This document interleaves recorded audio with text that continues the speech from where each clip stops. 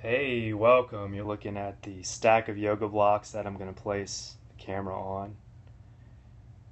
If you're joining in for the replay, just remember you can ask questions. You can't ask questions on the replay, but you can tap the screen for hearts. You can right swipe to follow me if you want more of this kind of information. Here we go. So, any questions? One question to clarify things: what is meditation? That's a question I get frequently, is what is this thing? And a lot of times it's shrouded in mysterious mysticism or mystery. But for me, what meditation really means is just a conscious training of our minds. So we're basically just taking conscious effort to direct our minds in a certain direction. That can be toward the present moment or toward the breath if you are practicing yoga or mindfulness meditation. Whether we want to or not, we are getting our minds trained. If you watch the news, you're going to be directed, your mind will be directed towards negativity for about a half hour. The problem with that is that the human mind is wired to pay more attention to things that are perceived as threats. It's kind of a survival mechanism. If I perceive something as a threat, it goes into my long-term memory and becomes part of my operating system in less than a second. But something that's pleasant, like a beautiful sunrise, I have to dwell on it for like 12 seconds. That's what the science shows. I have to dwell on a positive thing for 12 seconds before it goes into my long-term memory and becomes part of like my mental operating system. So that's why some meditation practice on something positive daily has been a huge benefit for my life. It's probably the most powerful game changer. Breathing techniques have been a big influence and a big help for me to cultivate enough stillness in mind so that I could direct it and I could meditate. I tried meditating before learning breathing techniques that I learned from yoga, and I just could not do it. I couldn't do it to my satisfaction, I guess. I would get frustrated. So breathing techniques have been huge. Another thing is that there's a myth that meditation is about having no thoughts. Clear your mind. That thought, that myth, that false idea was a big barrier to me getting into meditation because I never felt that I could clear my mind. So really what meditation is directing the mind, and then even allowing stray thoughts to come and go, but just turning your attention to one thing, such as the breath or such as a breathing technique or a loving kindness.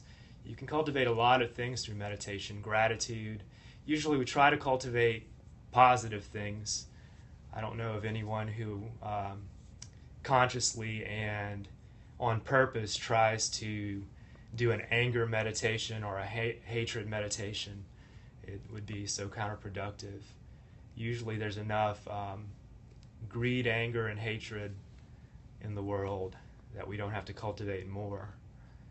So one idea that really has influenced my meditation lately is the idea of when things that are unsettling to me, things that I don't like, things that I want to not have within myself, like anger, resentment, or fear, that whenever they pop up during meditation, the practice is not to push them away and try to crowd them out and change my thoughts to something else, but the practice is to view them with compassion. So if, for example, if I'm meditating and some worry comes up, and worry is just a euphemism, and anxiety is just a euphemism for a four-letter F word called fear. Fear is the real thing we're talking about when we talk about anxiety and worry. And so this practice, as a fear or worry or anxiety comes up, the practice I've been cultivating lately is just to embrace it, kind of like a scared puppy. If I saw a scared puppy, I wouldn't try to push that fear away. What I would try to do is just have compassion on that scared puppy. So I kind of view it as something that needs compassion rather than something that I need to push away. I don't think I've ever been able to overcome fear through anger at the fear and crowd it away. I think it's when I have compassion for that fear, make friends with it, and just see what it's trying to tell me, and then it kind of dissolves when I do that. It's kind of that's where the mysterious part comes in for meditation. So, any questions? If not, let's just go through a breathing technique. One breathing technique that I like to do, it's called alternate nostril breathing, and it comes from yoga. You basically take your hand in this position, thumb, ring finger. You can cover the thumb on the right nostril, and the ring finger is used to cover the left nostril. Kind of sit up tall and start to inhale and exhale through the nose. And then cover the right nostril with the thumb and inhale through the left. And then cover the left and exhale through the right. And then inhale through the right. Cover the right nostril and exhale through the left. Inhale through the left. Cover the left and exhale through the right. Inhale through the right. Cover the right, exhale through the left. Inhale through the left. Cover the left and exhale through the right. Inhale through the right. Cover the right and exhale through the left. Inhale through the left. Cover the left nostril, exhale through the right. Inhale through the right. Cover the right nostril, exhale through the left. And then open up both nostrils and be sure your eyes are closed now. And just inhale and exhale through your nose. And just notice what the inhale feels like. Notice what the exhale feels like. So observe what your body feels like on each inhale. Observe what your body feels like on each exhale. So noticing the sensation that comes along with each part of the breath. The inhale and the exhale. And try to observe that sensation that arises within your body during each part of the breath at the level of pure sensation, pure awareness of the sensation. There's a split second before the mind starts to churn and analyze and interpret and judge anything like a sensation. There's a split second when it's only a sensation. It just is what it is. And that split second of pure awareness of the sensation, tune into that.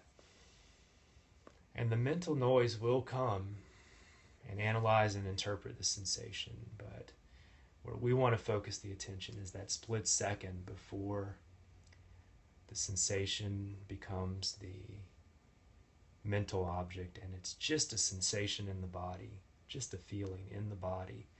It's neither positive or negative or neutral or indifferent. It's just what it is. Notice what the inhale and exhale feel like on your nostrils.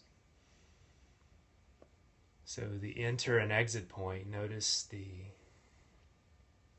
gentle flow of the air into the nostrils and the gentle flow of the exhale out of the nostrils. just tuning attention into the breath this way, you start to notice there's a sense of effortless ease that comes with every breath.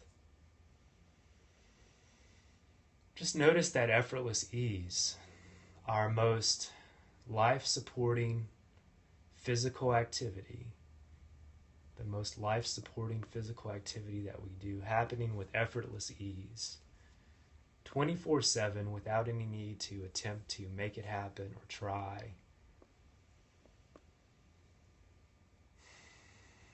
And also notice that each breath is a perfect example of complete harmony and balance between each inhale and exhale. Every breath, there's complete harmony and complete balance between polar opposites, the inhale and the exhale. The two opposites are not in opposition. They're not fighting each other. There's complete harmony and balance between the two. And that's the way of nature. That's the way of the universe. The news media likes to highlight conflict because it gets our attention, and getting our attention is their business. That's what they're in. It's the business they're in. I often say that if the breath, just if a common breath were on the news, the headline would read, "Inhale battles exhale." But that's not the case. So whenever you start watching the news and you see everything encased as a battle or opposition or lack of harmony, conflict, the inhale is not in conflict with the exhale. The inhale is in balancing out. One doesn't exist without the other. They depend on each other. So if we see opposites through that realm, through that prism, through that mindset, by focusing in on the breath, we start to cultivate that sense of when we look at opposites. And you start to watch the news and you see the way it's framed as conflict between opposites. If you spend enough time in meditation, what starts to happen, or what has started to happen for me, is when I see opposition, polar opposites being framed in the framework of conflict and battle, my internal bullshit meter goes off and I say, that's not true. That is a misrepresentation of reality. The one opposite depends on the other for its existence, just like the inhale and exhale depend on each other for their existence. So that's all the time I have for today. A couple of minutes left. If anyone's got any questions about that, let me know. Feel free to right swipe if you want to follow me, or tap the screen for hearts. Or don't tap the screen for hearts. You know, I'm recovering from an addiction to approval, so if you don't want to give hearts, it's actually probably good for my ego. I'll embrace lack of hearts too. Another thing is that if you want to delve deeper into breathing exercises, I've developed a course, a free course that is the 3 essentials to better breathing. And you can get that if you go to my website, nickortego.com, nickortego.com. A little pop-up will come up and you'll be able to sign up for that Breathe Better Now course. Thank you.